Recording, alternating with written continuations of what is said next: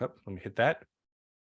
Let me advise everyone that you knew this when you registered, but let me just remind you right now that this meeting is being recorded. And so if you're participating and you want to turn your camera on, you're welcome to, but just remember that we can see you. And if you choose to participate, or maybe even if not, we can see you, and that will all be captured in the recording as well. Well, today is Thursday, November 17th. And this is a conversation for the town of Carefree about fire service options. We're going to get into our conversation right about now. So first off, welcome. I'm Matt Lehrman. My partner is John Little. John, wave your hand so everyone can see you. We were hired by the town of Carefree to facilitate this process. And the very first thing I will tell you, as I've said for all of our meetings thus far, is that this is not a sales presentation. No decision has been made. This is a conversation in which we're talking about a pretty weighty issue, and the town is inviting the people of Carefree to understand this, to have a meaningful conversation about what this is all about. And that's John's and my responsibility, is to make sure that this is a productive conversation. To that end, think of me as your tour guide. I'm the person who's charged with making sure that we start on time, end on time, and that you get to your destination with all your luggage. But I count on John either to interrupt me or to send me a message, because he's the tour guide who makes sure that we slow down and open up, that we appreciate and have a meaningful conversation about the topics that are going on. So you can write to us in the chat, and at some point we will open up the conversation as well, but our job is to keep the conversation moving. That's exactly what we're going to do right now. This is a conversation that is a dialogue. This is, like I said, this is not about decisions that have already been made. And so there's a part of this where you're going to hear presentations from a number of people, and you may have questions of those. And certainly there's a Q&A dimension of what we're talking about. But also we're hoping that all of you together will see that this is an opportunity for dialogue among the residents of Carefree as well, to talk about your respective priorities and concerns. Hang on, I have to stop for a second, because it occurs to me, Erica, that I didn't hit the record button. And so I needed to do that as well. Okay, so now I'm recording, Erica, as well as you are. So this is dialogue. This is not decisions. We're going to talk about your priorities and concerns as well. And tonight, you're going to hear from Gary Neese, the town administrator for Carefree. You're going to hear from Peter Burns, a Carefree resident who served on the Fire Protection Committee. He's a resident of Carefree, but he also has the added benefit of knowing something about public finance, having served as the state budget director under 3 governors. That's an incredible advantage that the town has, that you have a volunteer who served on the committee and who's going to be part of our conversation tonight. Chief John Kratz is here, who in his long and distinguished career in fire service spent 17 years as the fire chief for the town of Carefree. And then representing Rounds Consulting Group, who did all the economic analysis for this, is Luis Cordova. Luis, wave your hands. We'll see you there as well. So everyone's going to get a chance to talk tonight.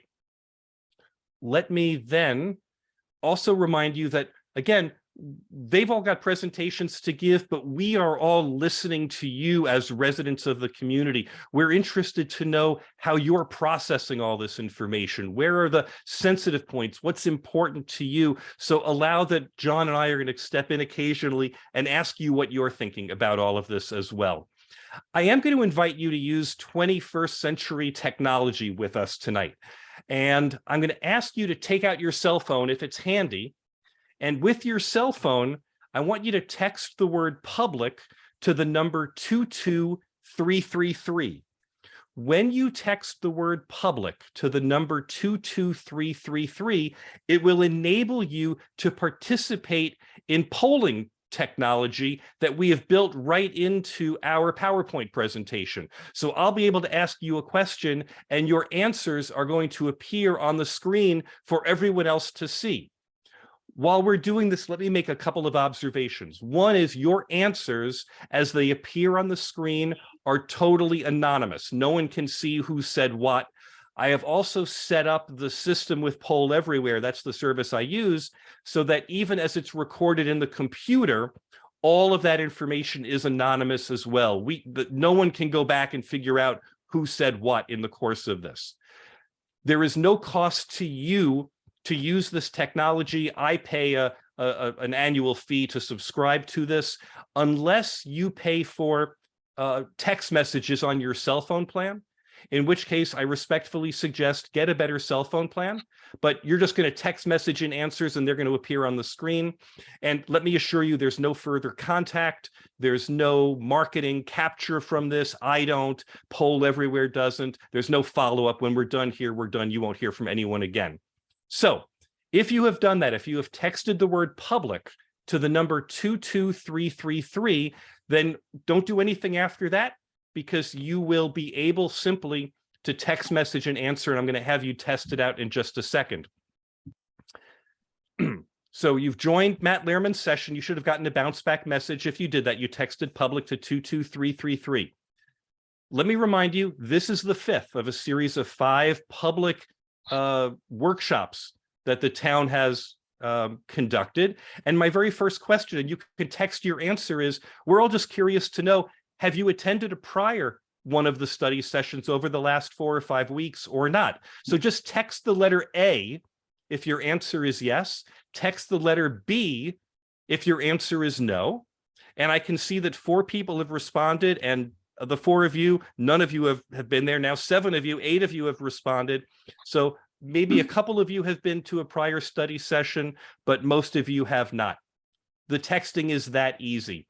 Again, I'm just going to say, if you text the word public to the number 22333, that's how you participate with this. It's not essential. You can still use the chat function in Zoom, but there are a couple of places where we're going to ask for your input, and your ability to enter all this information, everyone all at the same time, is a very efficient way of collecting input.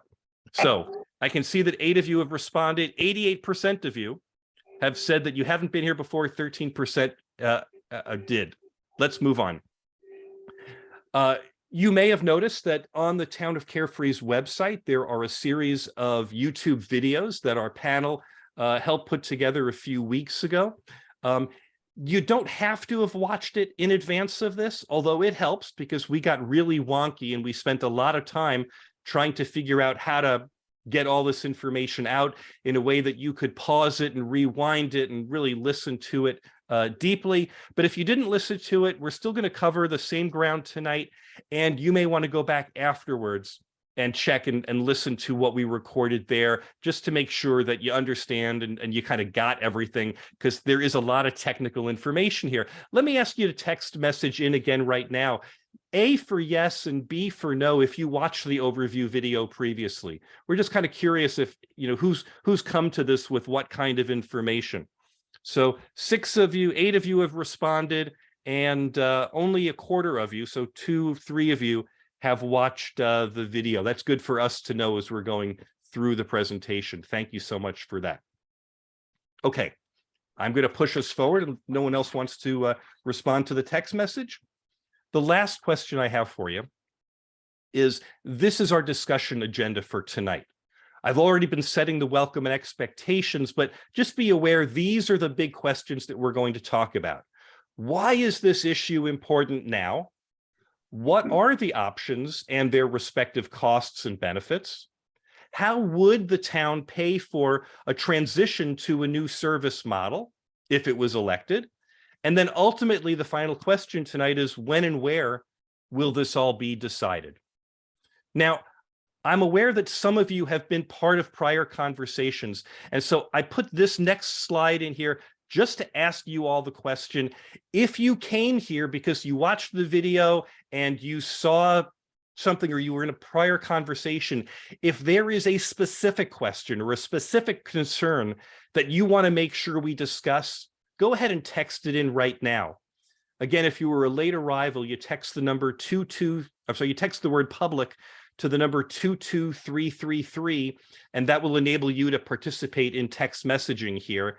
So we're just asking the question, does anyone have anything specific that they want to make sure that we talk about? I'm going to ask this question numerous times during the night, but if you came with an agenda, this is your chance to make sure that we hear it and we get to address it. And I see that someone entered the word health. And so I can imagine that we're going to talk about not just fire services, but we're going to talk about emergency medical services and other health related issues. I'll give you just another 10 seconds. Right, we're going to talk about how can it be paid for is a big part of our conversation tonight. Excellent. I'll give you just 10 more seconds and see if anyone else wants to enter anything. Okay, I'm going to move us forward because we got a lot of stuff to cover. Again, we're going to come back. You'll have plenty of time to ask more questions. Oh yeah, are ambulance services a part of this conversation? Exactly. We will for sure answer that question shortly. Here we go. What's the issue between Scottsdale and rural metro? Oh, here you go. Good. Definition of choices.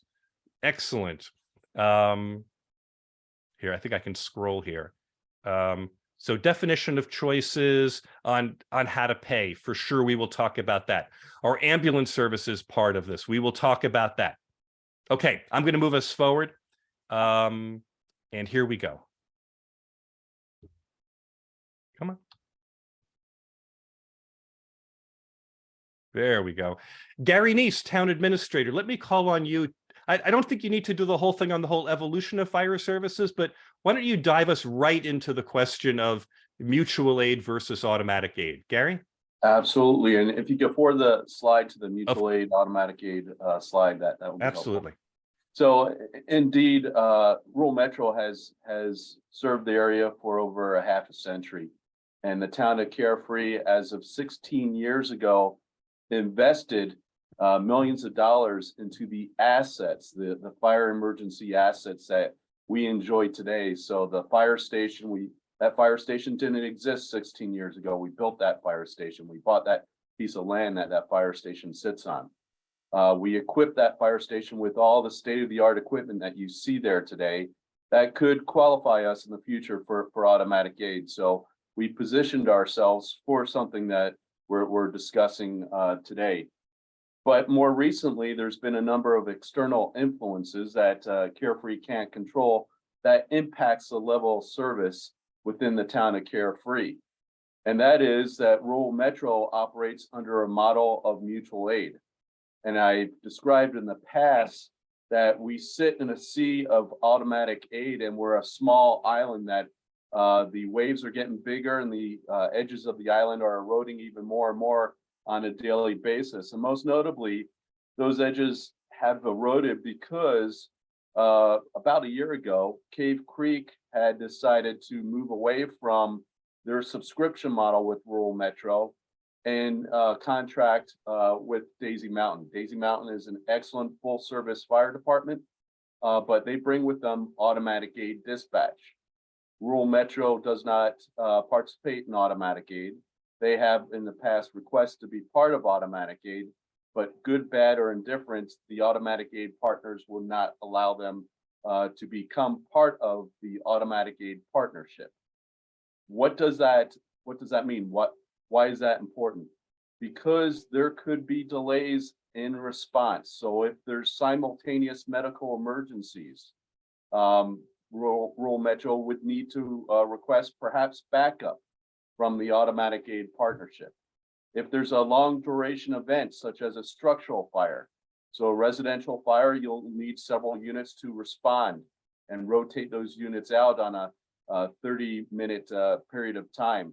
They need backup. The firefighters cannot sit there and assist for hours at a time. So additional units are needed.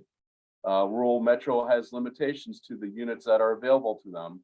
And there's a long amount of time that it requires for some of the backup units from Rio Verde and Fountain Hills to respond up here. In addition, large scale events, obviously with 2 units that service Carefree during a large scale event, we'll need additional units to assist.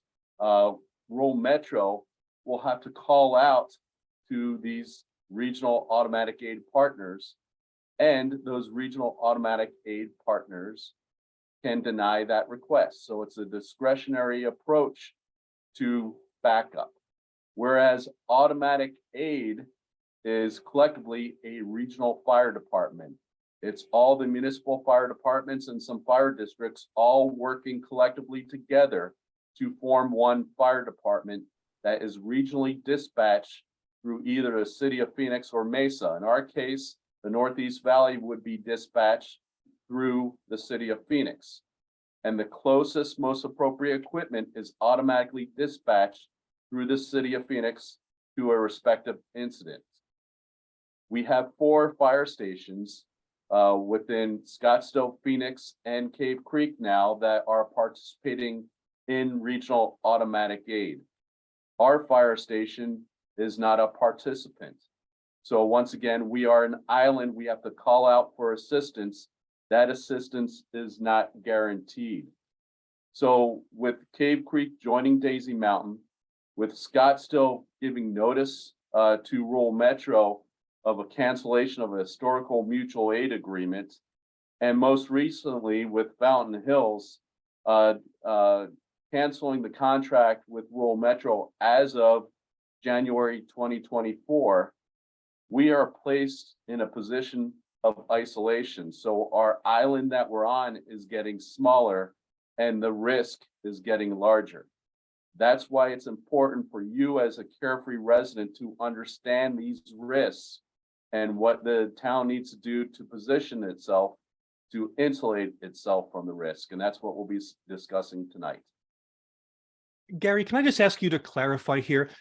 Under mutual aid, is it my understanding that in mutual aid, if Rural Metro needs additional help, it can call one of the neighboring fire stations, fire departments, and ask for help? How is that specifically different than automatic aid?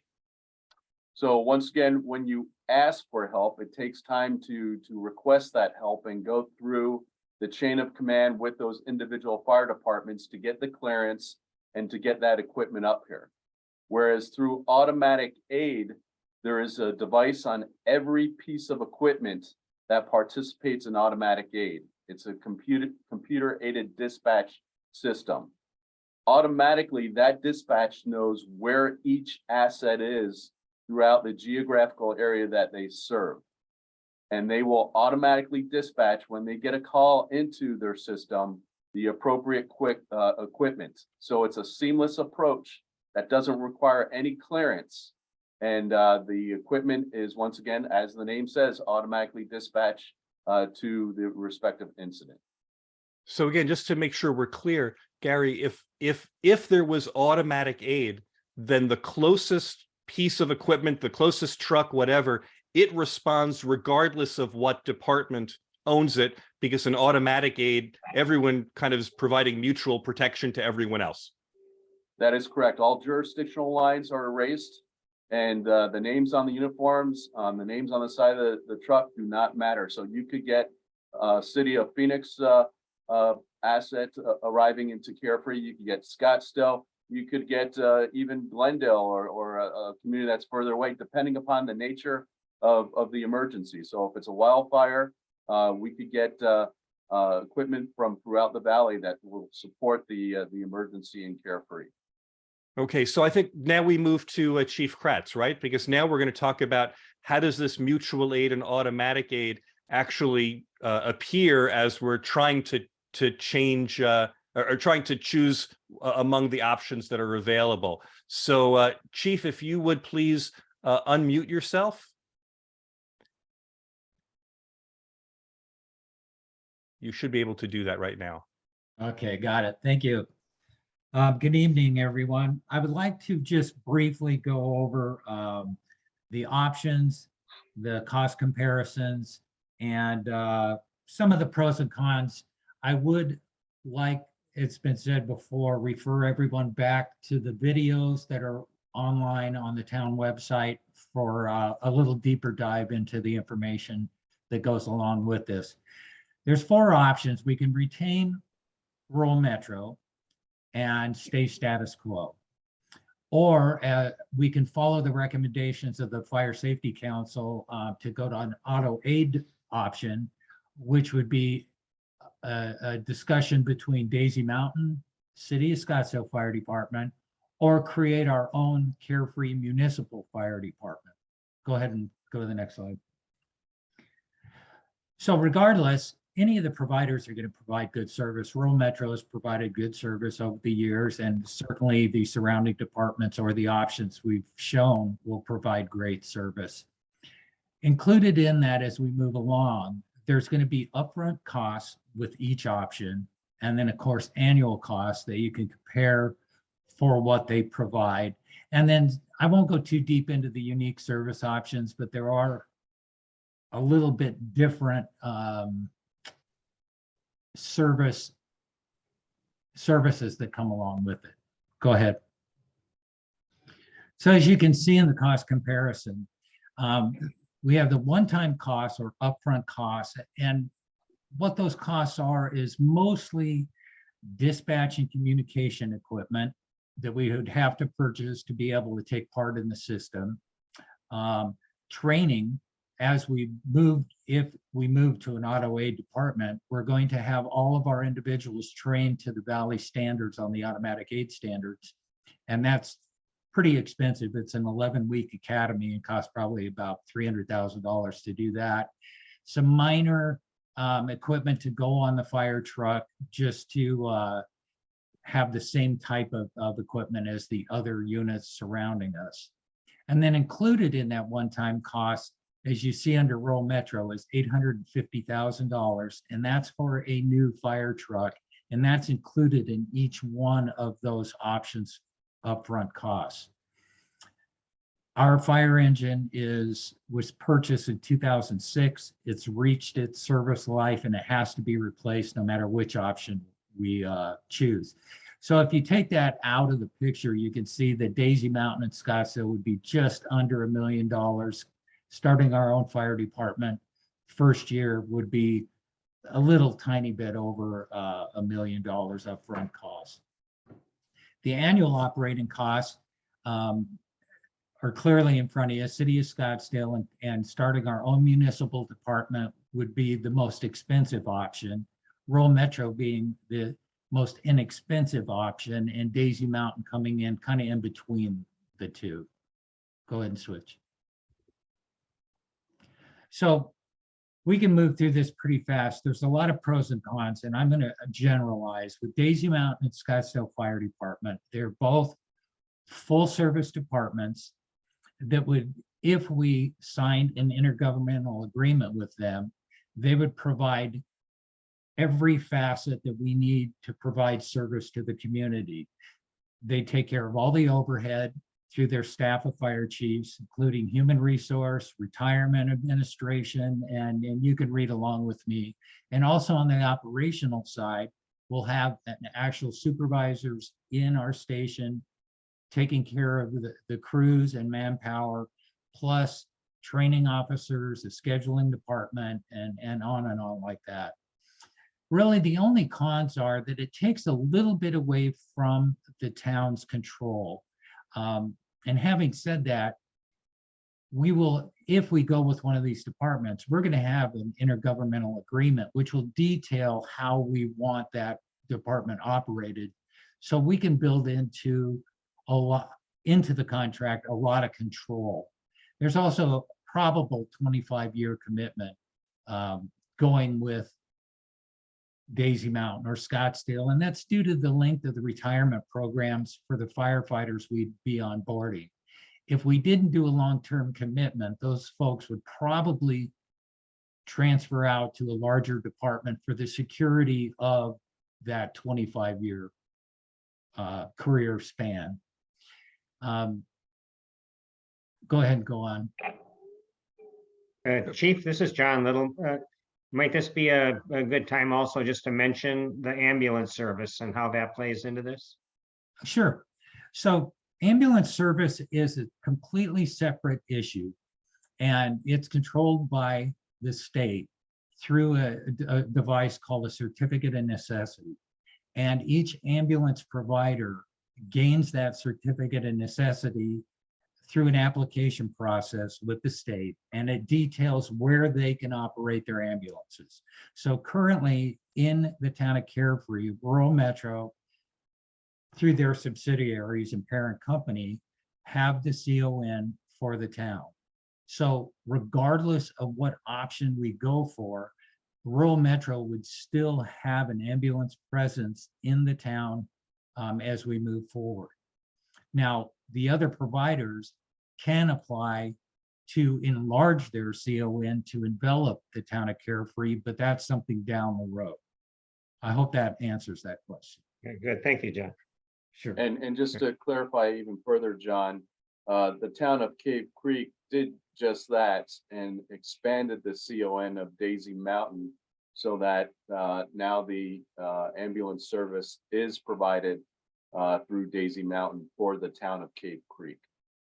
Yeah, and regardless of how that goes, we'll have good coverage.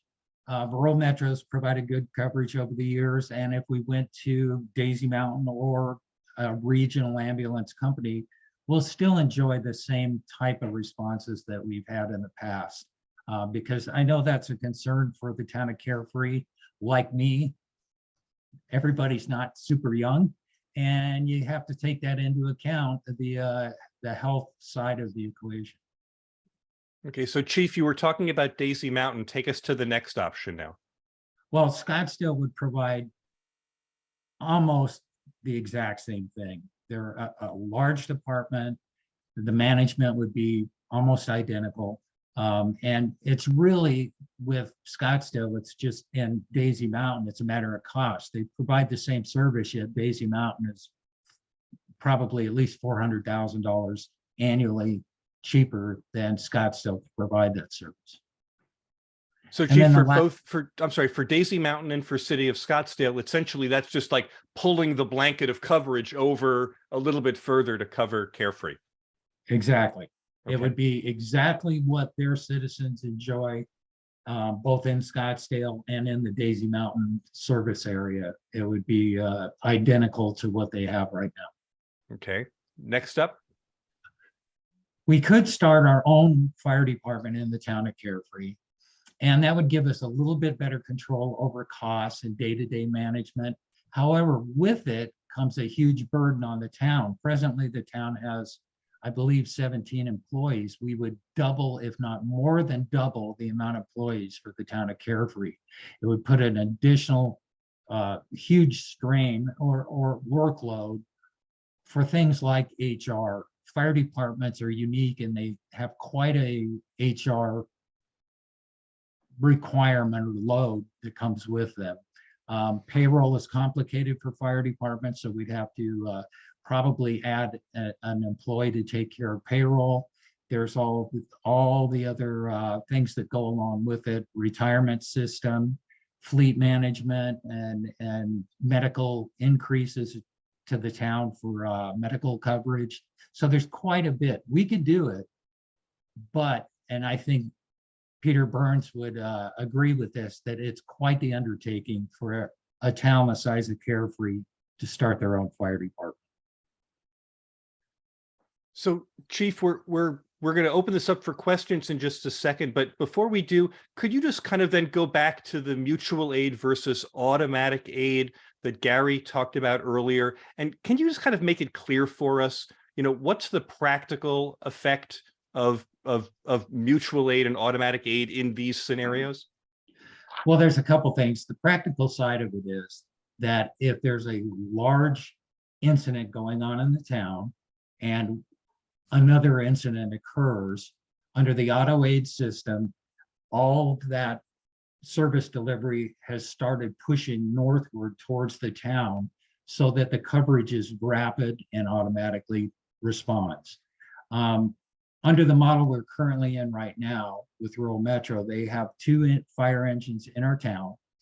If they're tied up, the next asset from Rural Metro comes from between 26 and 31 minutes away. So we have a fair delay.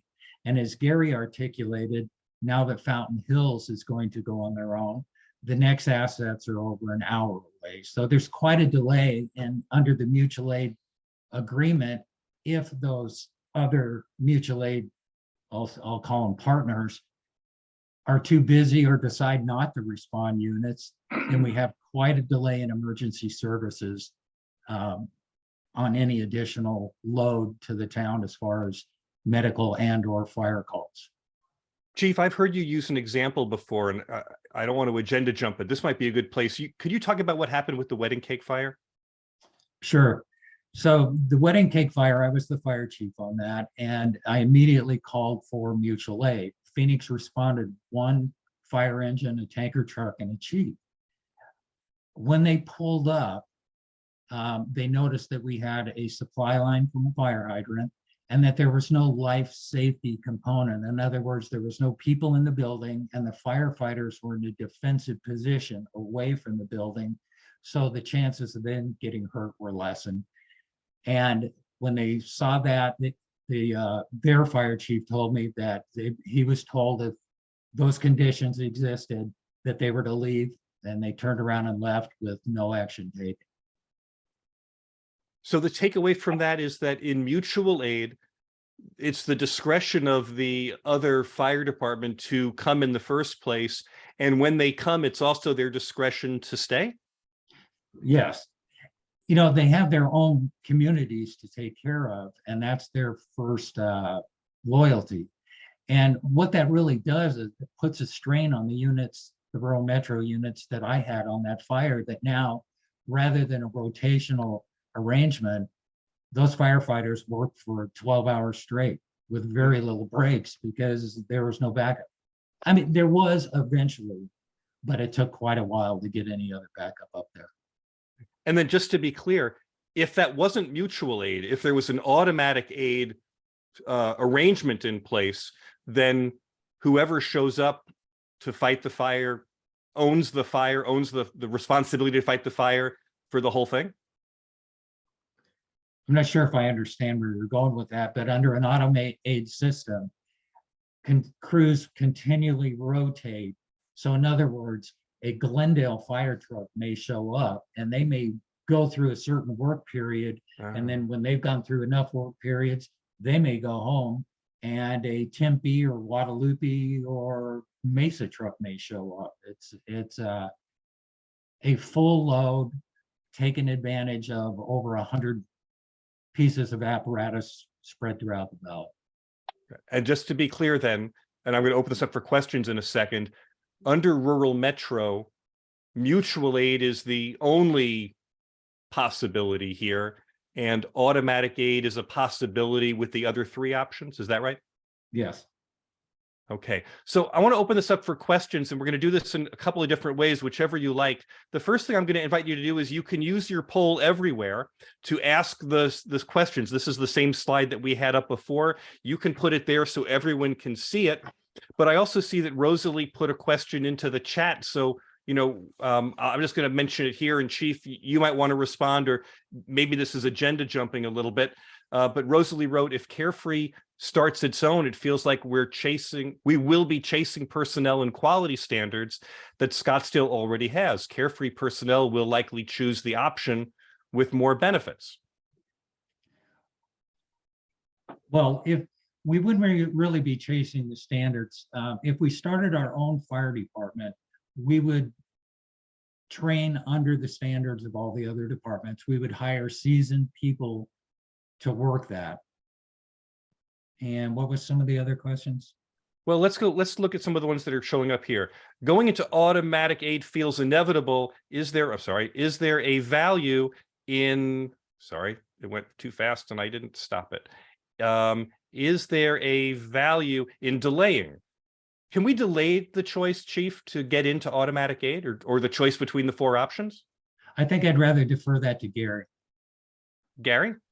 Yeah, certainly there's a possibility to delay. The current contract that we have with rural metro is for 18 months, which contemplates a transition to automatic aid.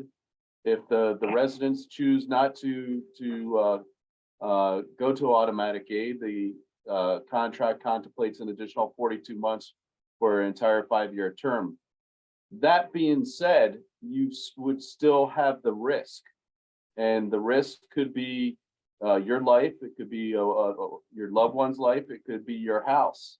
The risk that we have today is we don't have the backup like we enjoyed before when we had the additional assets around us that were working with us in a cooperative fashion. We are an island now, and we have to acknowledge that there is significant risk with that island when we have significant events and when we have simultaneous events. I think the previous question as far as the competition with employees with Scottsdale also spoke of perhaps the wages of Scottsdale and the benefits of Scottsdale. And certainly that is a risk when you're a single fire department and they might have higher benefits and salaries. You will be the training grounds to these larger fire departments. And the risk that we would have is that firefighters would then go to these other fire departments that had higher salaries and benefits, and then the turnover would increase, and we would have to invest within the training of new firefighters, as well as buy new protective gear for firefighters. So that's the concern with our own municipal fire department, is we will not have the economy of scale, nor could we compete with the salary and benefits of these larger fire departments. So there'll be some increased costs associated with that. Let me add a little to that also, Matt. Please. I failed to say this earlier, is that there's actually no guarantee that any of these options get us to automatic aid. However, Daisy Mountain successfully brought in the last two applicants that were successful communities in getting into the auto aid system. If we delay that, then that may send a negative message to the people that would determine the fate of the community on getting into the auto aid system if we pushed it out 2, 3, 4 years down the road. So I just wanted to add that to it. Chief and Gary, there are a couple of questions here that seem appropriate now. This question: is there a chance that rural Metro will be forced to join the auto aid model? Their model seems out of date. Someone else asks, what's the issue between Scottsdale and rural Metro? So one of the exercises we went through when this town was studying this issue with a citizen committee, the Public Advisory Committee, Public Safety Advisory Committee, we sent a letter to the Automatic Aid Life Safety Council. That's the council that oversees the decision of admittance into the Automatic Aid Partnership. And the question was, what would it take for rural Metro to qualify? And the answer that we got back directly from the director of the Life Safety Council, or the chairperson of the Life Safety Council, was that A, you need to have 4 members or 4 firefighters on the truck. Right now we have 3. B, you need to upgrade the communication equipment so you can speak with the dispatch system of automatic aid. And C, you need to send those firefighters to the academy. Well, easier said than done. All those things are achievable, but they have to give us the keys to the door to send the firefighters to the Automatic Aid Academy. We have to execute a contract with the city of Phoenix to receive the products, the communication products that they place on the fire trucks and the additional supporting equipment to then be part of the radio dispatch of Automatic Aid. Probably the most pronounced communication we received from the Life Safety Council was when the chairperson of the Life Safety Council stated to a local reporter that as long as Carefree has a contract with rural Metro, Carefree will not be allowed within the Automatic Aid Dispatch system. That's the most direct communication we received from this partnership. So good, bad, and indifferent, that's the narrative that we have received from Automatic Aid. They do not want to let rural Metro in. You can perhaps read between the lines Rural Metro is a for-profit entity. These other entities are public entities. They're fire districts and municipal subdivisions, all supported through public funding. Rural Metro is not, other than the master contract that we have with Rural Metro that's paid for through public funding, but they are a private company. So there most likely is a difference in the business model that they do not want Rural Metro inside the tent of that public partnership. We're not going to get by the politics of that. It is what it is. It is the narrative that's out there.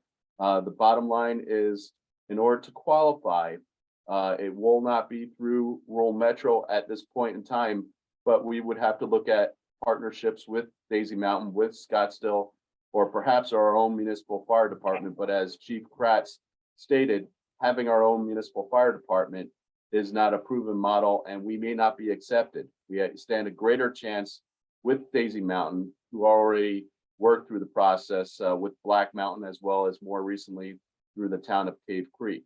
But I'm also confident that if we went with the city of Scottsdale, we would also be accepted. So those are our two opportunities really to get qualified to participate in automatic aid, Daisy Mountain and the city of Scottsdale. Gary, there's a question on the board that is asking you if you can split the difference. It asks, is there a way to be a hybrid until we can transition to automatic aid? Can we pay Scottsdale or Daisy Mountain a fee? So there's standards associated with being part of automatic aid. And the mutual aid that Rural Metro currently provides under the service model that they provide will not qualify us for a hybrid. I sought some type of middle ground with neighboring automatic aid fire chiefs, and they will not deviate.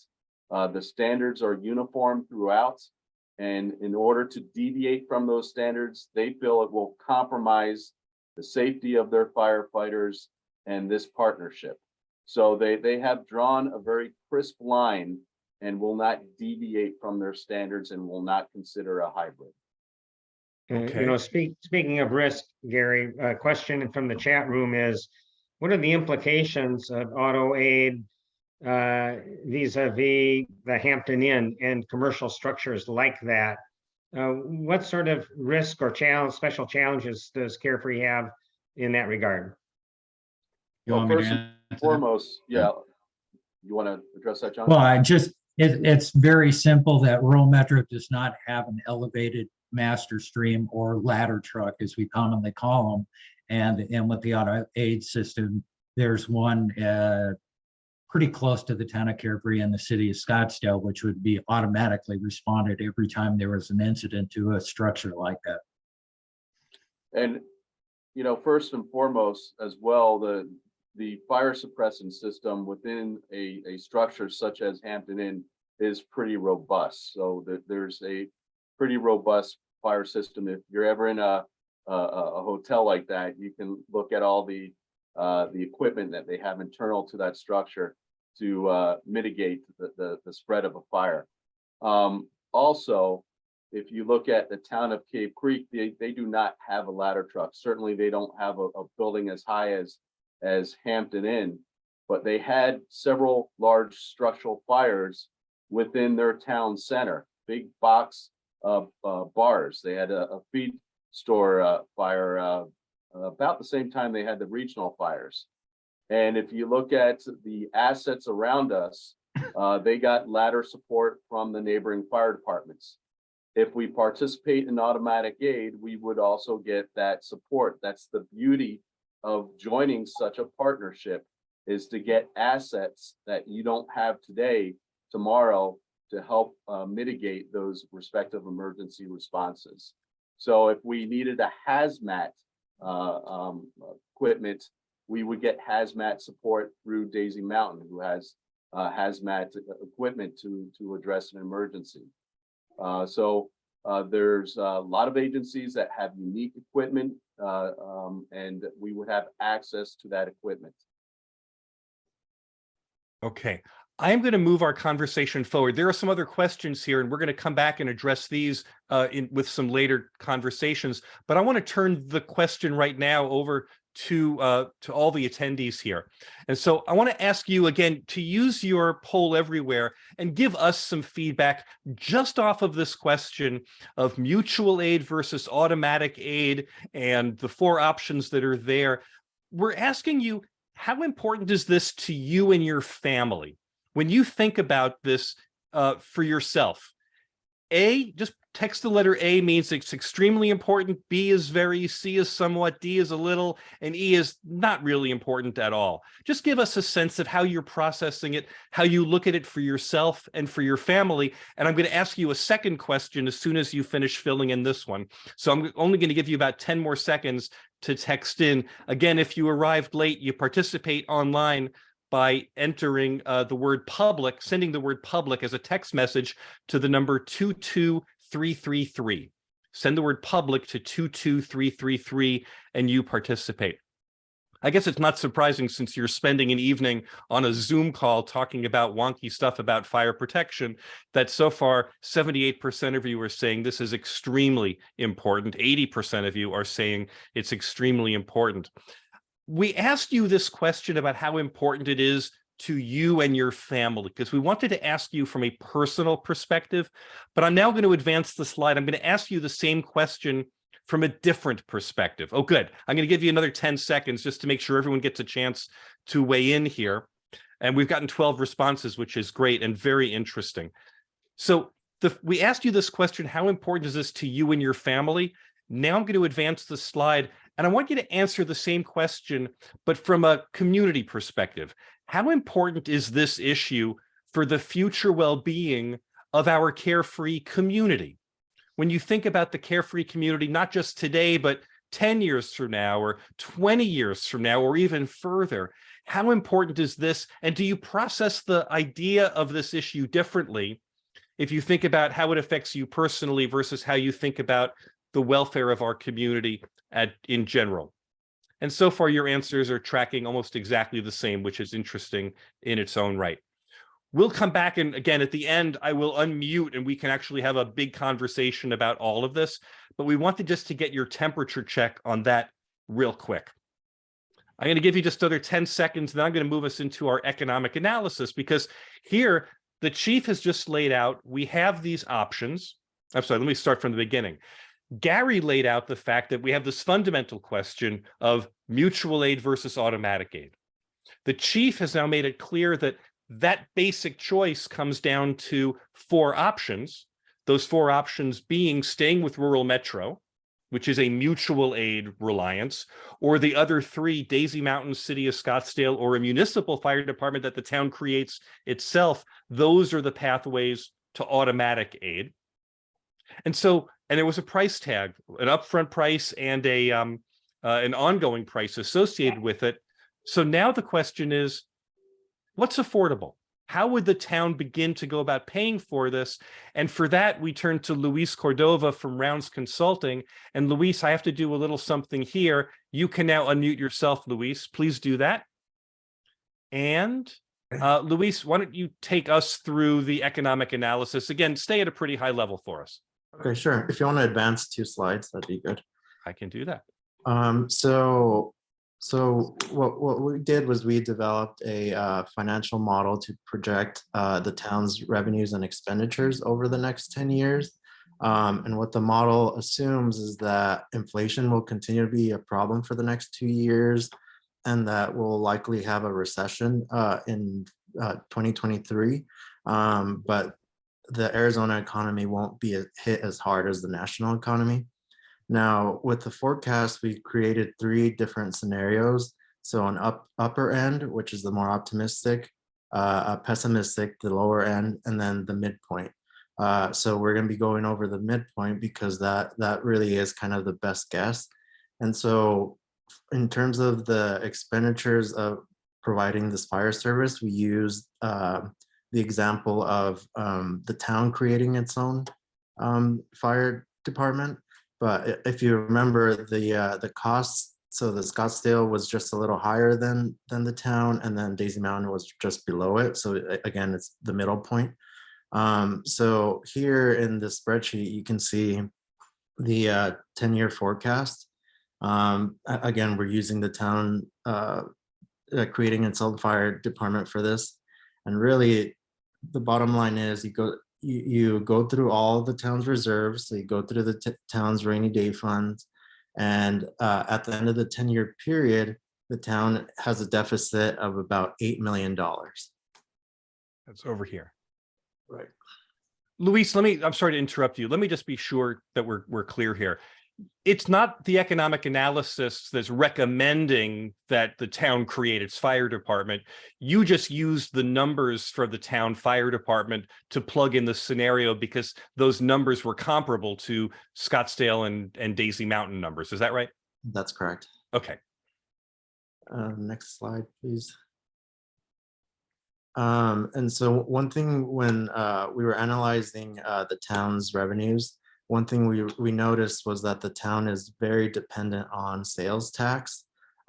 So we wanted to show what would happen if during this upcoming recession, a retail establishment would close, which could be possible. And this is more of a bigger retail. So think of like a Lowe's or a Bashas'. So if one retail establishment does close, that $8 million deficit grows to about $10 million. Next slide, please. Now, so we went over what happens if the town creates its own fire department. So now here we look at what happens if the town keeps the rural metro contract.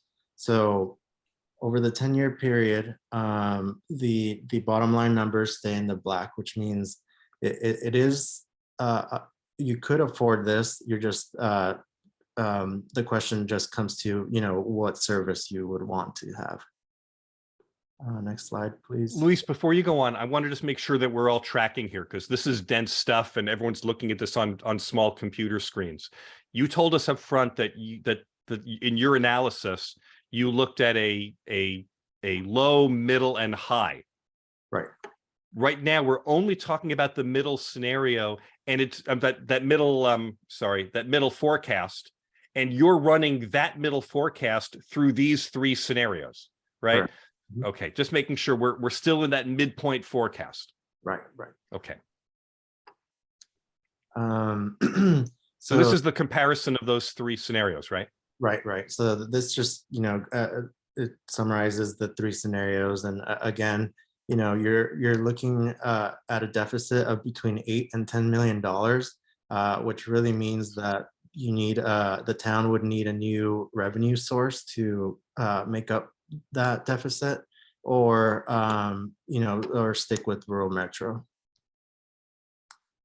So if I can add something here. Go ahead, So Gary. scenario 3 looks at our existing level of service and our financial capacity, if nothing changes, can continue to pay the bill. So we have a model that's self-sustaining. But if we go to a higher level of service with automatic aid, as Chief Kratz has articulated, there's additional costs annually of approximately $1 million. Those costs annually have inflationary increases that will make that gap even wider.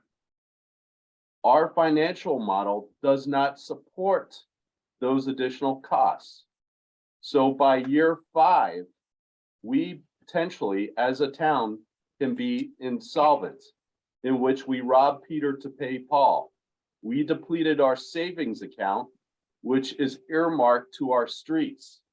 Last time I looked, what does a fire truck need to get to an emergency? A nice paved street.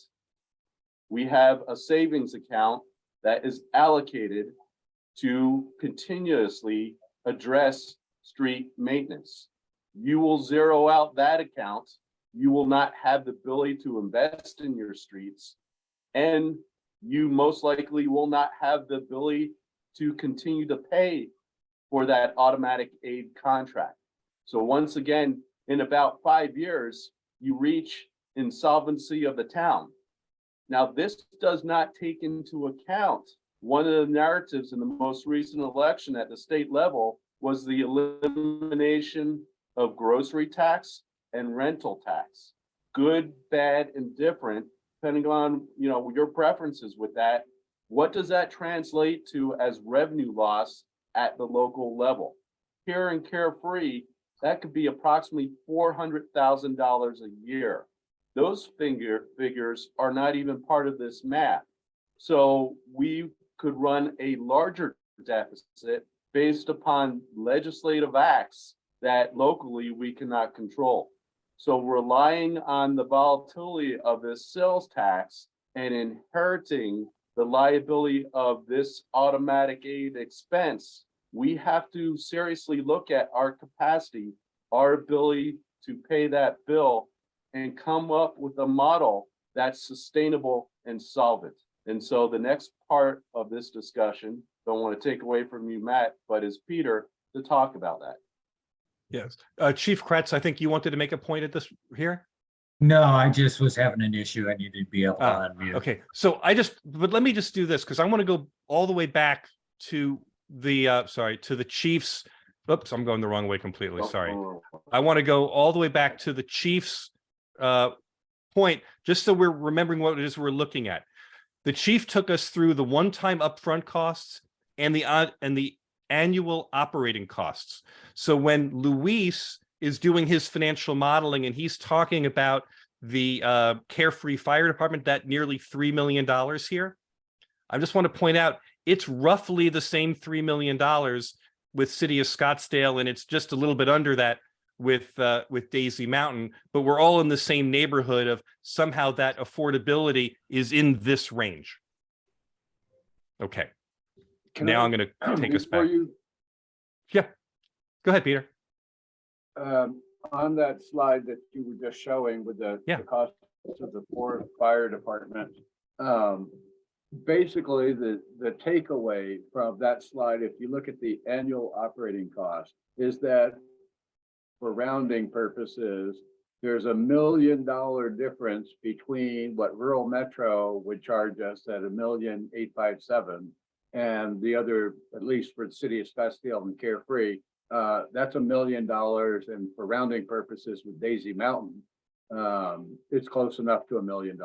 One more point is that rural metro contract at $1,857,000 is a $300,000 increase approximately over what we were paying last fiscal year.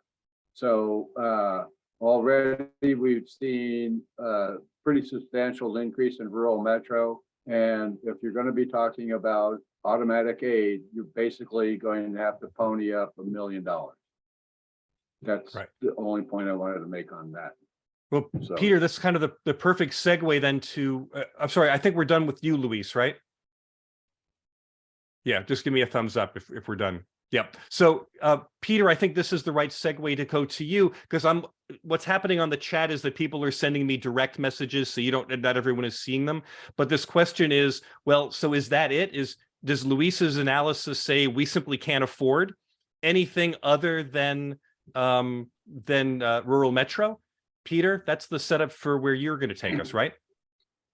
No, there's always choices, and one of the fundamental choice that this dilemma that we are in right now poses in front of us is you can keep basically the same service level and you can afford it, or you could step up your service level and you're going to be short. And how do you make up the difference? If you go to the next slide, I just want to, well, on this slide, right, go back 1 second. I'm sorry. I just wanted, can you point out the $14.76 million beginning balance there, all the way on the left circle? There you go.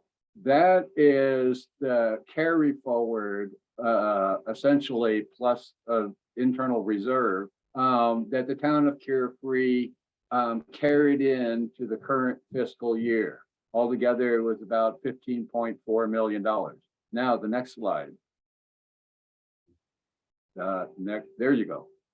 And you can, if you go all the way to the ending capital reserve top line, 15.3 million, 15.4 million, That's what got carried into fiscal year 23. Now, that didn't happen automatically. As you can see there, it built up over time. And the way that the town of Carefree builds up their capital reserve is any excess of revenues over expenditures gets deposited into the capital reserve, as well as any sales tax that are derived from construction projects. Because construction projects are one-time revenue sources, the town has a policy of depositing those monies into the capital reserve. So you can see that between 2014 and 2022, the capital fund balance increased by $6 million.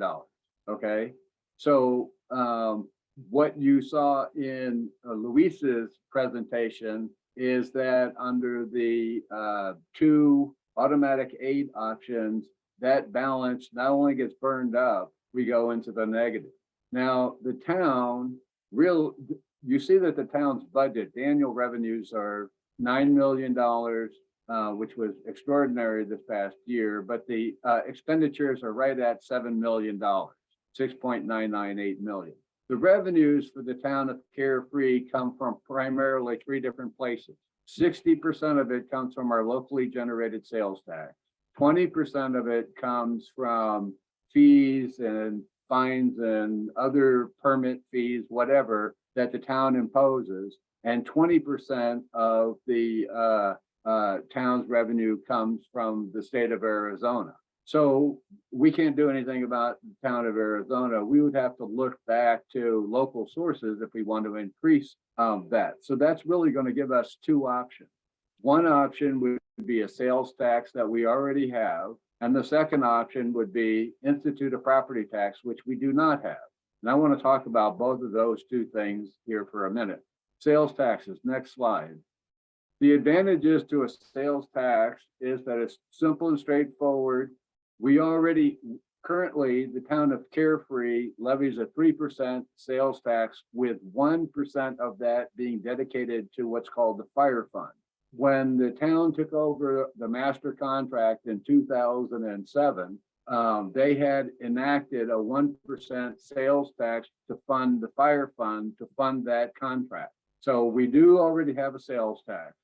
The other advantage of the sales tax is that it grows with economic activity, which is good.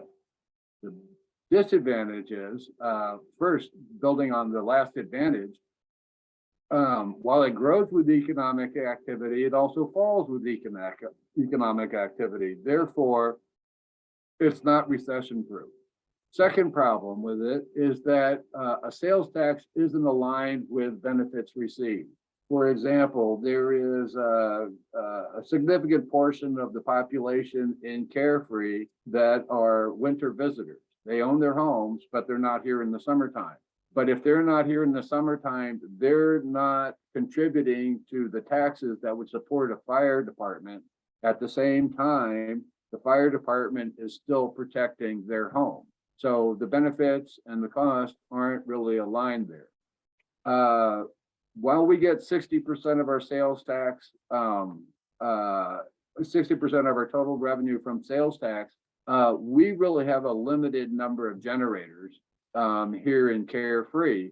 Basically, the people that provide the bulk of the sales tax revenue here, you can name Bashas', Ace Hardware, CVS, and Lowe's. So you don't have a big base. Also, if you increase the sales tax very much, you're going to drive shoppers to lower sales tax rate jurisdiction, which is of concern. If 60% of our revenues coming to sales tax, we can't be driving potential taxpayers away to finding a better deal. Next slide. Okay, the other option for revenue for the town of Carefree would be property taxes. The advantages of a property tax is that the costs correlate with the size and value of the structures being protected. That person that goes, say, back to Minnesota for the summertime, they're going to pay an annual property tax bill, and they're going to receive year-round fire protection. So you have some, and if somebody lives in a very large house, they're gonna pay a proportional rate as compared to somebody that say lives in a condo. It's also a very stable revenue source, and that's very important for a fire department because you want 24/7 support through recessions and expansions and everything else. Property tax is just going to be there. As I mentioned, part-time residents will pay their share. And over the years, the legislature has imposed some serious safeguards against runaway property taxes in the state of Arizona.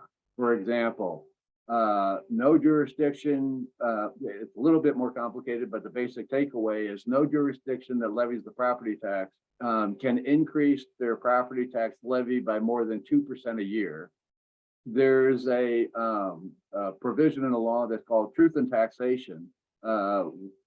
In the past, some jurisdictions have said, oh, look, we're holding our property tax rate constant at, say, $1 from year to year. But what happened is that their assessed valuation grew substantially, say 10%. So they could have lowered their property tax rate by 10% and still enjoyed the same amount of revenue. So now there's a process to go through votes, public notice, et cetera. And finally, and perhaps most importantly, there is a cap on how much your home value or any property's value can grow absent new construction.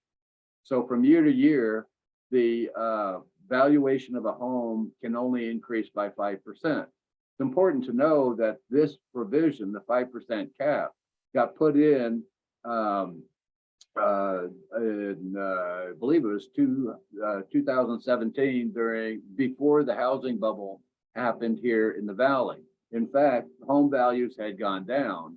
And when they were at a relatively low level, the legislature put in this 5% cap. Now home values have gone up in some instances rather dramatically, but the value used for tax purposes has remained constant at 5%. Now, what are the disadvantages of a property tax? Most importantly, there is not a tax that's more unpopular than the property tax. It would be politically challenging to establish a new property tax. Two things that are going to be required by state statute and town ordinance. One is that the town council has to refer an imposition of the property tax to the ballot. And that council vote has to be a 2/3 vote of the council to refer it to the voters. State law requires that if a jurisdiction is going to impose a property tax when it hasn't had one before, that there be a vote of the people. Now that vote will be a simple majority vote, but that vote can only occur one time a year. And that time is in third Tuesday of May. So if the town of Carefree wants to proceed exploring a property tax, asking their citizens whether to approve one or not, that has to be on the ballot. And I think this year, the third Tuesday is somewhere around May 19th or so. The other disadvantage of the property tax would be, I talked on the advantage side that the levy can't grow by more than 2%. Well, that's a double-edged sword, because if we're going to be using that to fund a fire department, I think it's a little bit unreasonable to expect that wages and fuel costs and all the other costs associated with the fire department or with the contract with the fire department are only going to go up by 2%. So what we may have is a situation where we impose a property tax, the levy can only grow by 2%, and over time, the cost of the fire department may outrun what the property tax would produce for us. Now, just to give you some sense of what kind of a property tax are we talking about, will you point to the very top row of this slide? So if we were, for property tax year 2022, the assessed valuation of the town of Carefree is $188 million. If we were to impose $1 million property tax levy, that would raise our rate by 53 cents. If we were to levy 1.5 million, it'd be close to 80 cents. 2 million be $1.06. And if we were to raise 2.5 million, that'd be $1.32. That is relatively modest, as I'll show you in a minute. But can I see the next slide? Let's just go back to the volatility of sales tax. I said that the sales tax grows with the economy, but it also falls with the economy. So if you look at the blue line there, that blue line measures the percentage change in the sales tax collections for the town of Carefree from fiscal year 11 to fiscal year 22. And you can see that we've had 3 years where it's been negative, and then this in 21, in fact, the growth in the sales tax was about 35%. So it's a very volatile revenue base to build on a fixed cost like a fire department. In contrast, because the state of Arizona has a much broader economy, a much more diversified economy than the town of Carefree, you see that the sales tax collections, their growth is relatively stable and it becomes more predictable. They had a big increase, whatever their increase was, they had a sneeze and we had a cold, one of those kind of things.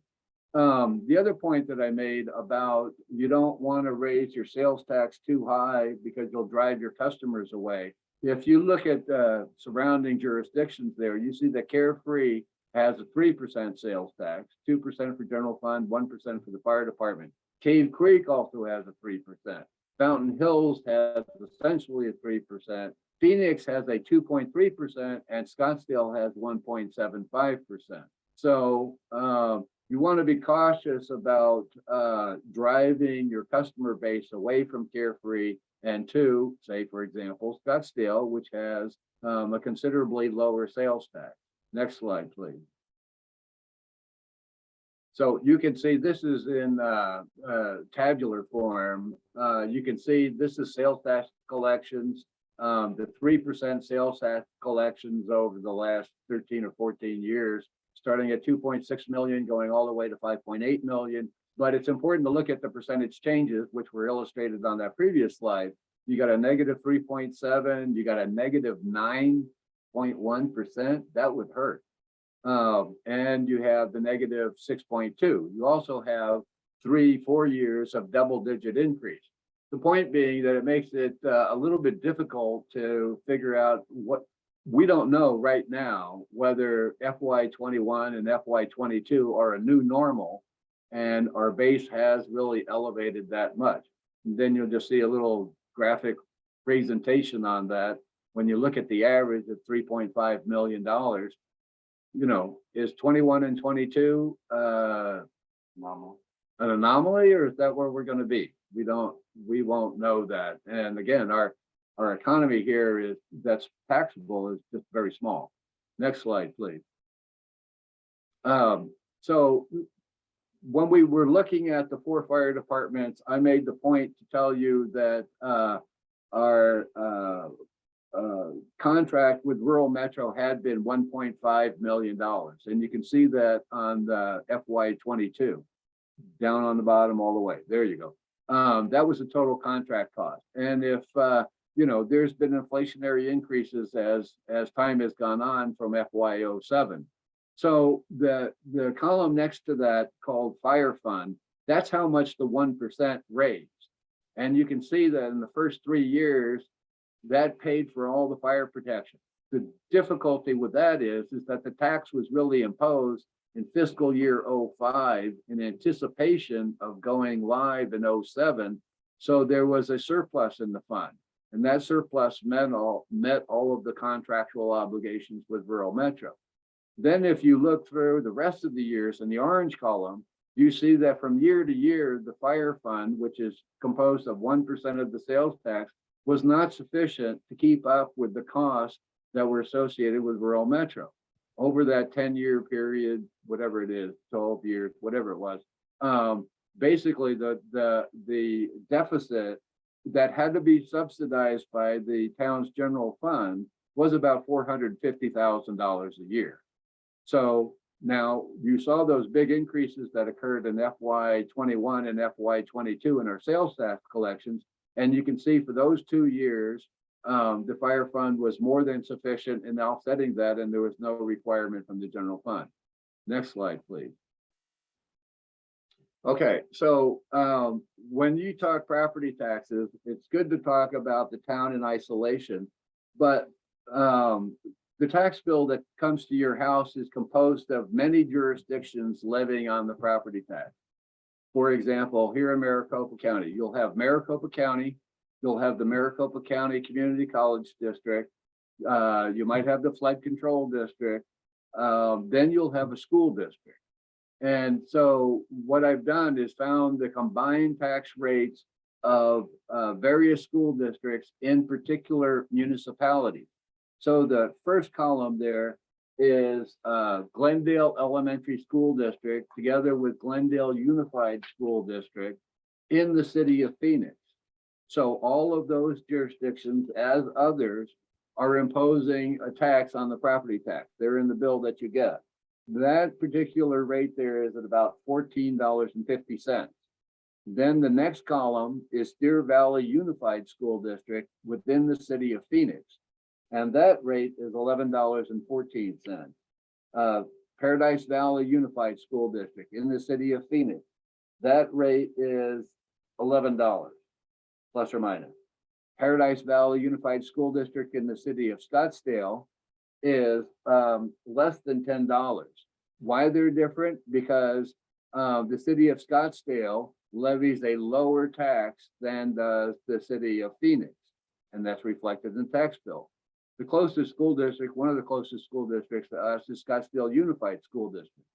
Scottsdale Unified School District in Scottsdale pays a combined tax rate of $7.30. Scottsdale Unified in Paradise Valley, since Paradise Valley does not levy a property tax, they pay a rate of about $6.40. The lowest rate up there, in the blue anyway, is the Fountain Hills Unified School District in Fountain Hills. Their combined tax rate is $5.31. Now, look at the first orange column. That's the Cave Creek Unified School District in Carefree. We don't levy any town taxes, and the Cave Creek Unified School District has a very, very low property tax rate. We're less than $5. If we were to add as a tax rate, if Cave Creek Unified, if we were to add $1 million for the town of Carefree, our tax rate would go up to about $5.50. If we were to add $1.5 million, it'd go up to $5.70 some odd cents. And if we were to go with $2 million levy, our tax rate would be $6.02, which would be lower than Scottsdale Unified School District in Paradise Valley, if you just kind of check the line across there. Now, just to give you an idea of what that means on the combined property tax bill, next slide. Okay, those are the same jurisdictions, those collections of bars, they're the same jurisdictions. And if you look on top where it says home value based on limited property value, and I'm not going to go into a whole lecture about this, but limited property value is essentially, I would guess, between 60 and 70%, maybe 60, 65% of what your market value is. And that's been falling because of that 5% cap and the growth in home prices. That differential has been growing. But let's just take a look at the right-hand blue bar. That would be a $1.5 million home value. So on the tax roll, I would guess that that might be a $2.25 million home market value. And I'm just doing this for illustration purposes. But you look at that and you would see that in Glendale Elementary School District, that first column, they're paying well over $20,000. And then you step through all the way through all of those school districts, Scottsdale Unified School District in Scottsdale, would be paying about $10,000. That's on a home value of $2.25 million. I have friends back east that they pay more than that on a lot less value. You step all the way through, and for Carefree there, the first in the orange bracket there, you're paying less than $10,000, maybe $7,500 on a $2.5 million house, plus or minus. So let's just, and then with the levies, it goes up slightly, but it is still a nominal property tax compared to where most people that live in this town came from. Next slide. And I think this is the final slide. It is. So if go over to the left-hand graphs over there, the one that says 10.7% increase, okay, that's with a $1 million levy. The middle column is a $1.5 million levy. That would be a 16% increase in your taxes. And on the right-hand side would be a $2 million levy from the town to support fire. That would be a 21%. And if you could kind of go along the line, let's just focus on the 750K. Okay, that's probably $1 million home. So how much would your taxes go up? If we only levied $1 million, it'd go up about $400 a year. If we levied $1.5 million, $600 a year, or about $50 a month, or about $12 a week, which is like a couple of coffees. And if you were fortunate enough, if the town levied $2 million, and at that 750K limited property value, your taxes would go up about $800. Now, the graphs on the right just show you where Carefree stands compared to the Scottsdale Unified School District in Scottsdale. Currently, the taxes that you would pay in Carefree are about 68% of what Scottsdale is paying. If we were to, let's just jump all the way to the $2 million bar over there. If a $2 million levy got added to the property tax in Carefree, our taxes would be about 80% of what the taxes are in Scottsdale, in the Scottsdale Unified School District. And that represents my big finish. So Peter, I'm getting some comments already in the chat. So we're going to open this up for comments and questions to everyone in just a second. But let me just ask you to just kind of bring this home for us. Luis's analysis suggests that if the town is using sales tax revenue alone, that any option other than rural metro is beyond its capacity. that's true. What you're saying is what exactly? I'm saying that you have choices. Choice behind door number one is continue with rural metro, mutual aid, and no tax increase. Choice two is you go to automatic aid. You're going to need, my guess would be between $1.5 million to $2 million. And I can explain that if you want it. And the best way to do that would be on the property tax from a policy perspective or any other perspective, really. And even after you did that, you're in Carefree, you're going to have incredibly low property taxes vis-a-vis anywhere else in the North Valley and compared to any other state. I mean, Arizona is a low property tax state to begin with, and we're amongst the lowest of the lows in terms of the property tax burden.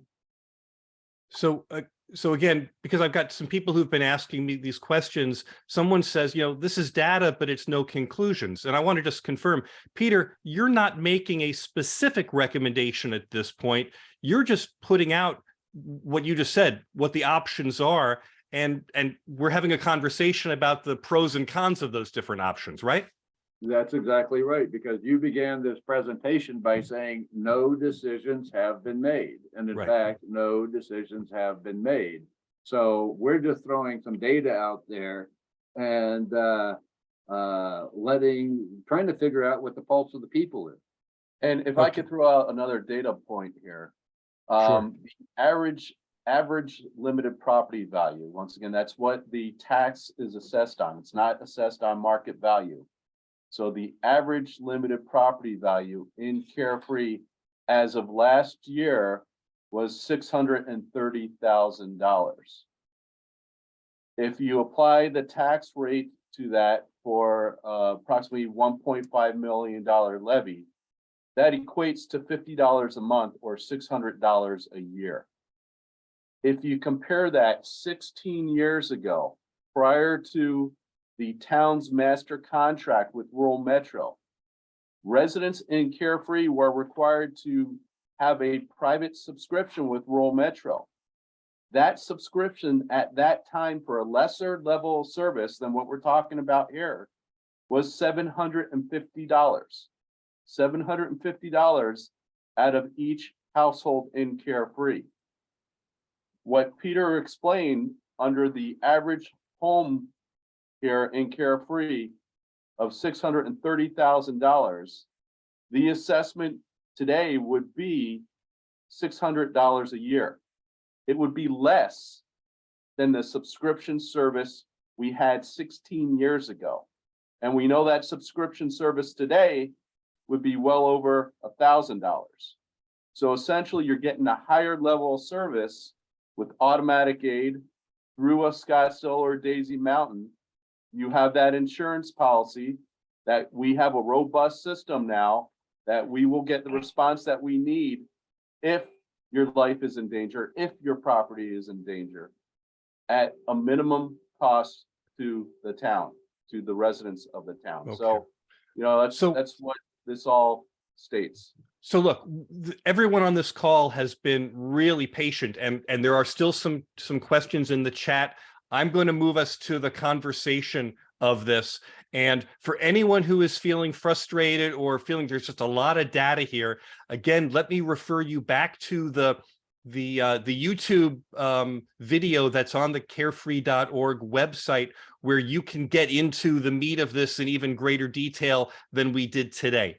I want to take just to one last slide. I'm going to invite you to put before I unmute everyone and we have the conversation. I would love to hear some feedback from you, because this is a multifaceted issue. And I'm very curious to ask you, what's the most pertinent part? And in this case, everyone has 2 votes. So you can vote twice for this. So you would vote A if the choice of mutual aid versus automatic aid, if that's the really key thing for you. B, if, and we've heard this in some of the prior meetings, people who came in and said, I don't care which it is, I just want to live in a community that's going to turn out and give me maximum protection if my house is on fire, or if if I have emergency needs. Maybe you have a particular preference among the choices, among the 4 options. That would be C. D means we should just go with the lowest cost here. That's where your priority is. E is that you think the key issue here is the town affordability off of the existing sales tax, as Luis showed us. F is if you think that the key issue here is the town affordability with the possibility of the new property tax. And G means something else. And if you mark G, I'm likely going to ask you what that thing is that you were really concerned with here.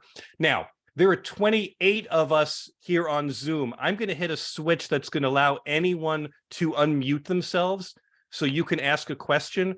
But please be kind to the facilitator and don't try everyone to speak all at once. And let me ask no one to monopolize here. But at this point, if someone would like to unmute themselves and ask a question, this would be an ideal time to do it. And we're just going to have a conversation for the rest of our time together.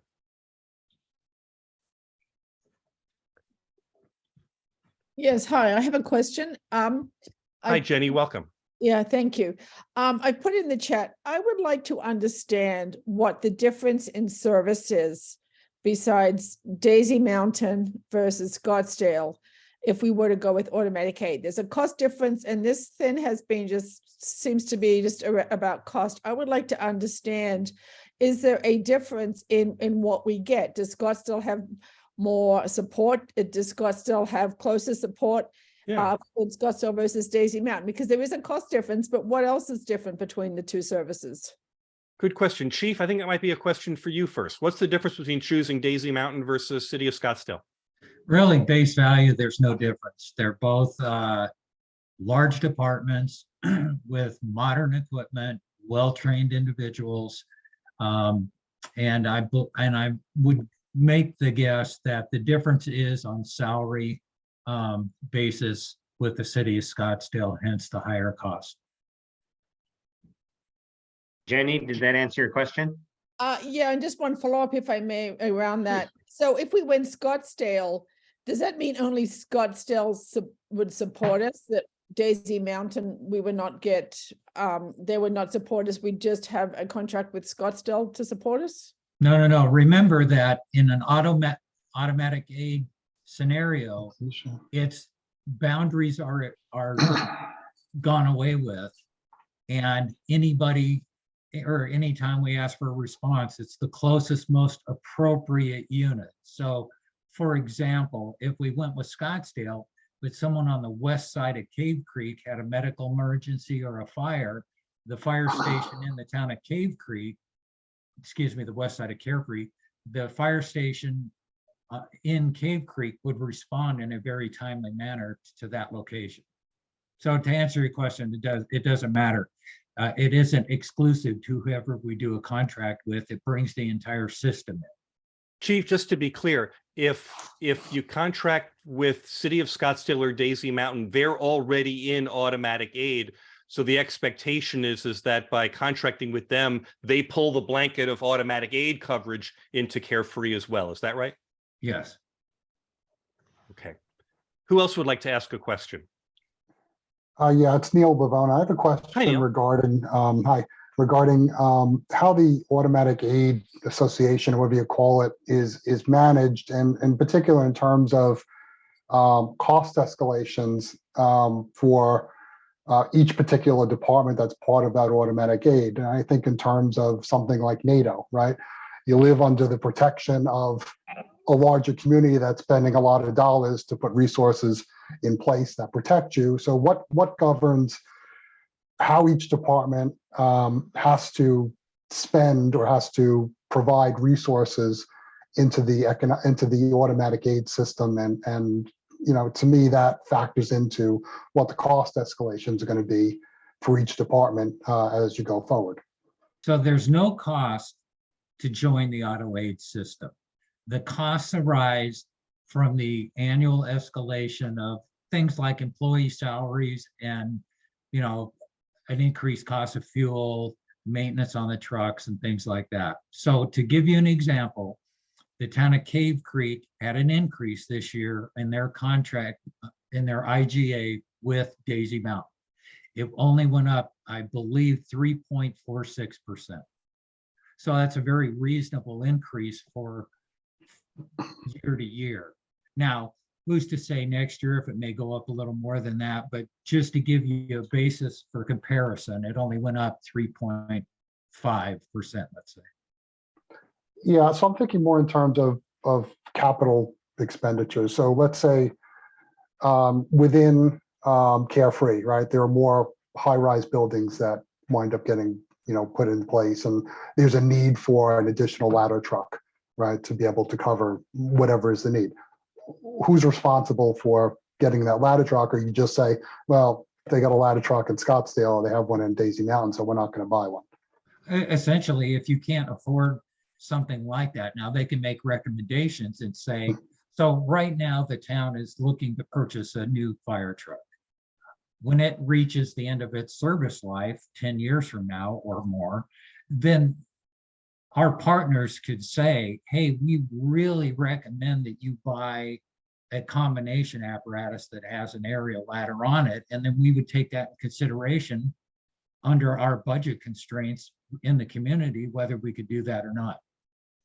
They can't force you to purchase a piece of apparatus. Okay. Neil, we answer your question? Yeah, I think on the one side, I guess on the other side, again, sort of going back to what I have in my head in terms of NATO, communities not spending, saying I don't have to because another community will spend, and you wind up with not enough resources. So how does that interplay work between the different departments within the automatic aid community, let's say. Let me give you another example, Neil. There's some small communities within the auto aid system embedded in or right next to the city of Phoenix. El Mirage is a small community, a bit larger than Carefree, but for years and years, they only had one fire station and limited pieces of apparatus, yet they enjoyed being surrounded by all the other communities with much more robust equipment inventories. And I think they're in the process of putting another fire station in, which would put another piece of apparatus in, but the town themselves will dictate what they put in there as apparatus. I hope that helps a little bit. Let me move us Yeah. forward a little bit. Jeff Kerner, I see you're raising your hand. Thank you for being Yes. so polite. All right, thank you, Matt.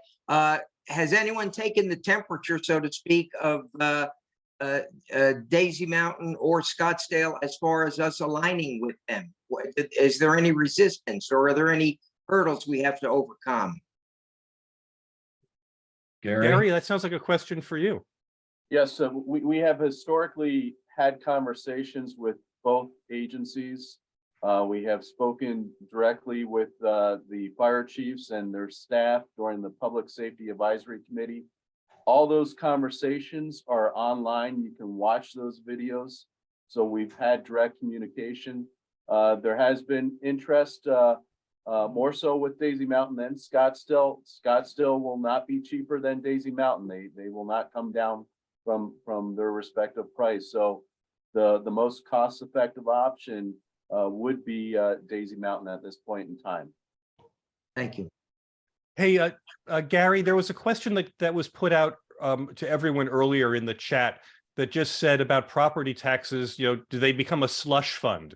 And so, how does a property tax work, and is it a slush fund? No. So essentially what we would look at here is restricting these funds for a specific purpose. In this case, to offset the long-term liability of a long-term contract. This is not a one-year contract. If we go with Daisy Mountain, the IGA, the Intergovernmental Agreement, which essentially is a contract, speaks of a 25-year term. So we have to make a 25-year financial commitment that's sustainable. So when we look at setting this property tax rate, we have to ensure that what we set it at is the appropriate level to ensure that this is solvent and sustainable for that 25-year period. And I'm sorry, go ahead. So essentially, what we would look at is a property tax to pay for this master contract, but trying to keep that property tax as low as possible. So if we set it at, for example, $2 million, as you saw with Daisy Mountain, they're at 2.6. That price tag doesn't go down from here. It goes up during the course of that 25-year period. So that $2 million would not cover that entire contract. We will still depend upon the sales tax, that dedicated fire fund, to offset that additional liability. So there's no slush fund that we would use for other purposes. It would purely be used for fire emergency services. Moira, do you have I've said this before in some of our other meetings. We have a pretty straightforward budget here. We have approximately a $7 million operational budget. It's not rocket science what we do. It's very transparent. We are a rounding error when it comes to other municipal budgets around us. This will tax us, and we're looking at a way to ensure that we have the highest and best emergency service for our residents at the lowest possible costs. And so, reconciling the sales tax with the property tax and trying to ensure that we maintain the competitive nature of our tax base while also trying to spread in a reasonable way, in a minimal way, that liability among the people who benefit, our residents, our businesses, our commercial property owners. Everybody's going to share on that property tax. And as Peter's articulated, that's not what's done today. So we're looking at an equitable approach to spreading that liability. Moira, did you have a follow-up question on that? Yeah, I'm the one who's skeptical on the property tax, and I fully, think we need something in terms of one of these solutions to make sure our homes are protected. So don't take me wrong. But my question is, and I think I typed it in earlier, is like with Cave Creek's new arrangement and it being a 25-year contract and how that's a long contract how is the contract with Cave Creek? Have you seen it? How is it negotiated for cost increases, raises, salary, things that we know are going to continually go up? How is that all taken into consideration with negotiating the contract so that we're not getting these escalating property taxes that just continue to go out, just continue to increase? Well, the increases would not be through the property tax. The increases would be placed, that would be placed on the sales tax. So we would try and keep that property tax flat, not increase it. The IGA with Daisy Mountain does not have any annual cap like we have with rural Metro today. That was a discussion point with Daisy Mountain. They obviously don't know what their labor costs will be and their additional service costs to provide the service to Carefree 10 years from now. That decision, as far as the cost increases on an annual basis, will be made by their internal staff and then voted upon by their board. And then we would have to ensure that we budget during our annual budget process to ensure that we can pay that bill.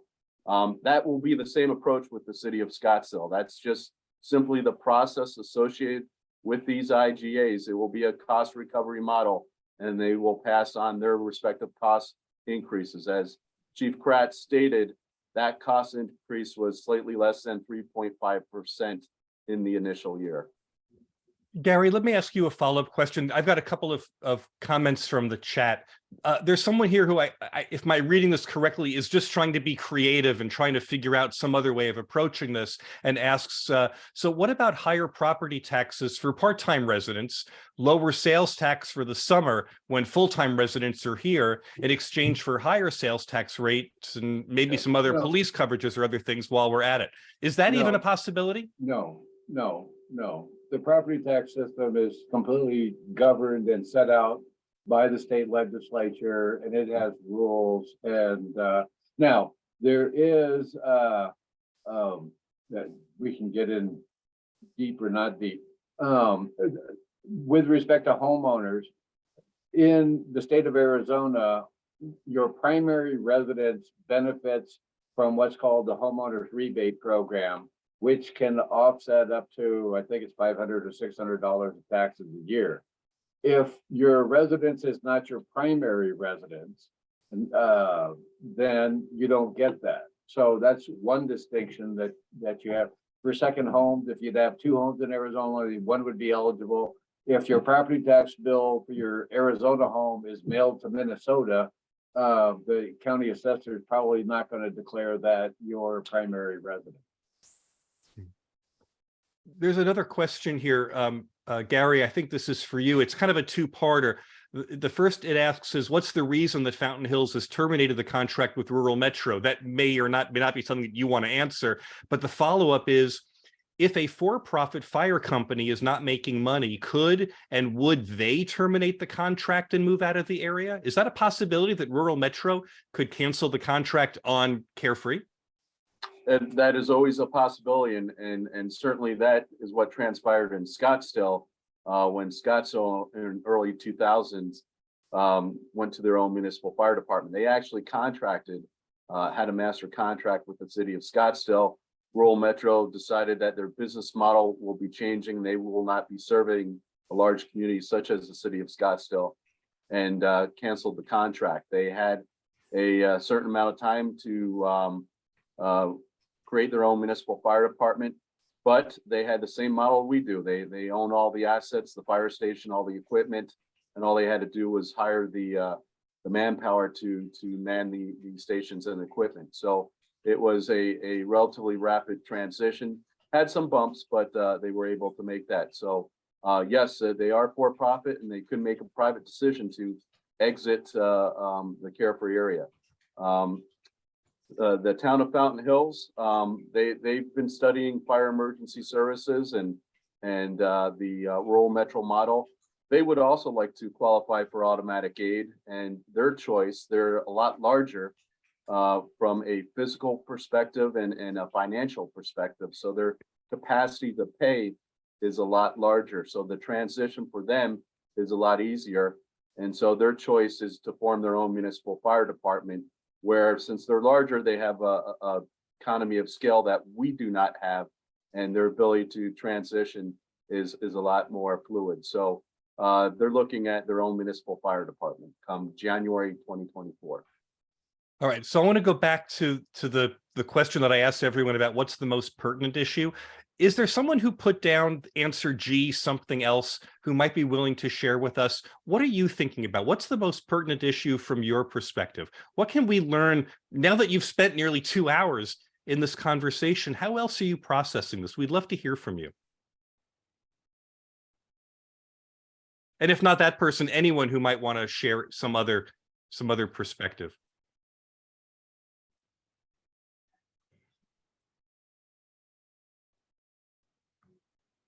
Okay, if not that topic, is there another topic anyone would like to talk about or ask about? We've got another maybe 10 or 15 minutes tops, but if we're Yeah. done, we can certainly be done. We do have some additional questions in the chat room. Thanks, John. One of them from Nancy Keller is comparing Daisy Mountain and Scottsdale. Does one have more equipment than the other? And is there any difference in response time or travel time in serving an event? Scottsdale has a lot more stations, so they have a lot more equipment, and they service a much larger population needing more stations and equipment. However, if you go back to the idea of auto aid, it's a system with no boundaries. So it doesn't really matter that Daisy Mountain may have less fire engines, less ladder trucks, because when needed, they would come from the closest, most appropriate fire station. So in other words, a ladder truck would come from Scottsdale because that's where the closest ladder truck is. The next closest is just on the edge of Daisy Mountain and farther and farther away. So it doesn't really matter who has more. It's what the system has, which is almost endless in our perspective.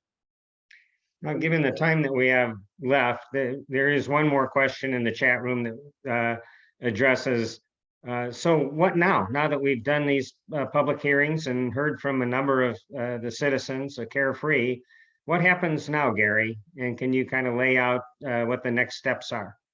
Absolutely. So essentially, after the Public Safety Committee met with the town council, they asked us to go out into the community and to get the citizens involved and have them talk with one another so that we have an informed dialogue when it comes in front of the town council. Well, that's the next step is to have that conversation with the town council. That will take place on December 13th, in which we'll give a high-level overview of the presentation that we gave to you tonight, as well as that video presentation. And if you haven't watch that video presentation, I think it will fill some of the gaps that perhaps we did not cover tonight. So I encourage you to take the time to review it. It's about an hour and 20 minutes, but you can watch it in various segments. One of the things that the council might choose to do is to give the citizens the choice. If you feel compelled that we need to make that move to automatic aid and there's a risk to your loved ones and your property, we got to pay for that. And the only way to pay for it, the only capacity that we have to pay for it is through that primary property tax. So if you're concerned about your property, your loved ones, insulating ourselves as a community and as individuals from that risk, we got to pay a little bit. And so we got to consider that property tax. So the council at that time would consider putting that to a vote of the people through a resolution. Once again, as Peter articulated earlier, that can only be heard once a year. And that election is the third Tuesday in May. The council in order to schedule that, needs about a 180-day window to start that process with the Maricopa County elections.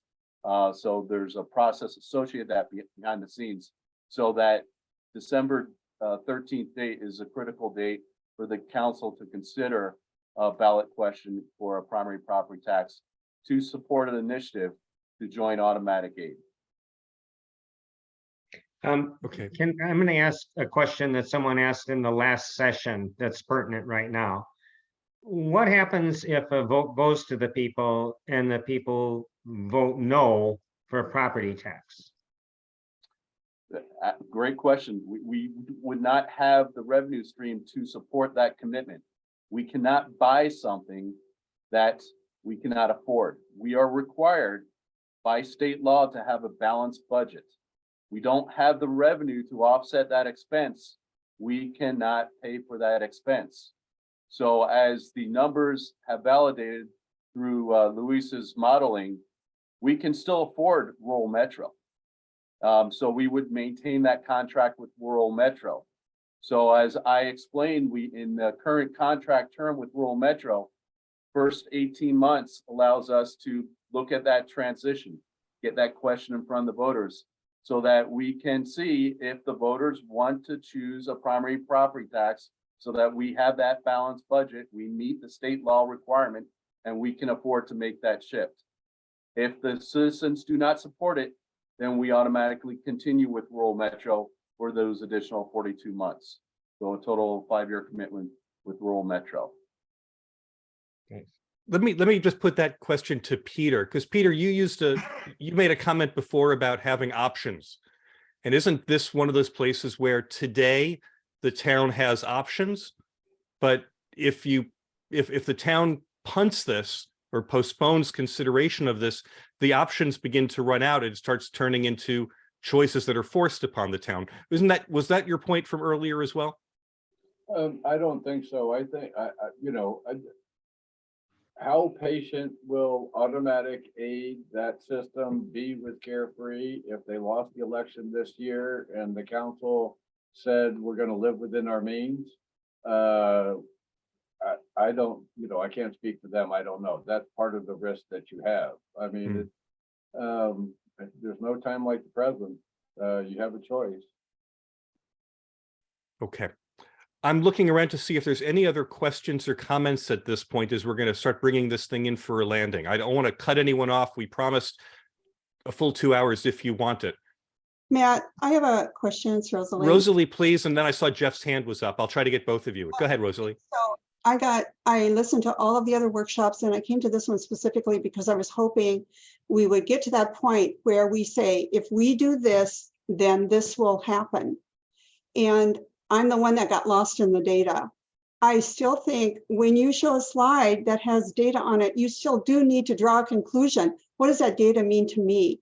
And what I'm looking for is, if we raise the property tax this much, then this will happen. I'm still unclear about, some of the options. And I think those choices that we're trying to make have to be more clearly explained. That's my comment. Thank you. Thank you, Rosalie. I'm going to turn to Jeff, who's got his hand up again. Yeah, Thank you, Jeff.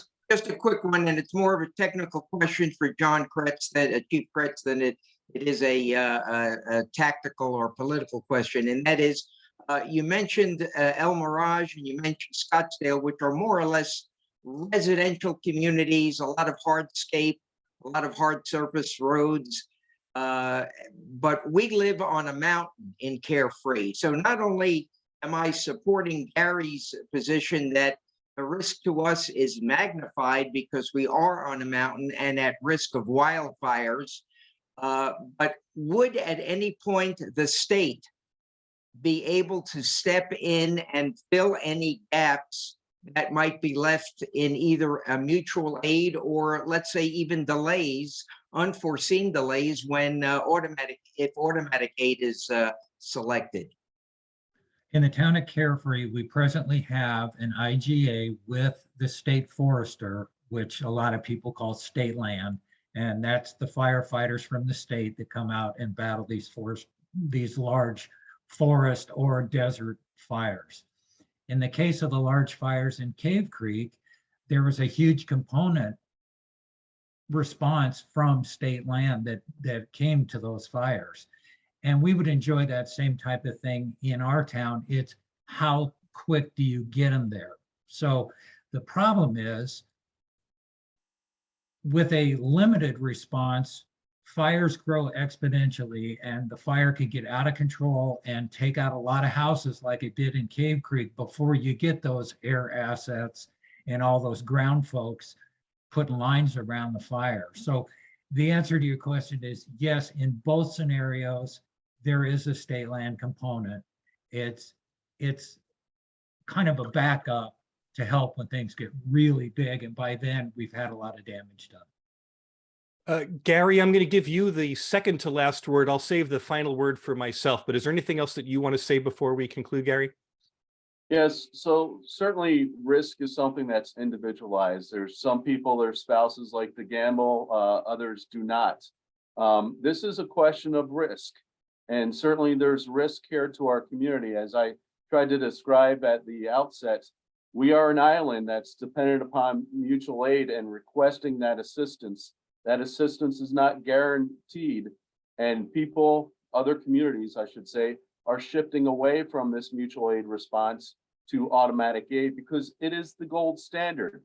It is the absolute. It ensures the best response. This is your lives. This is your properties.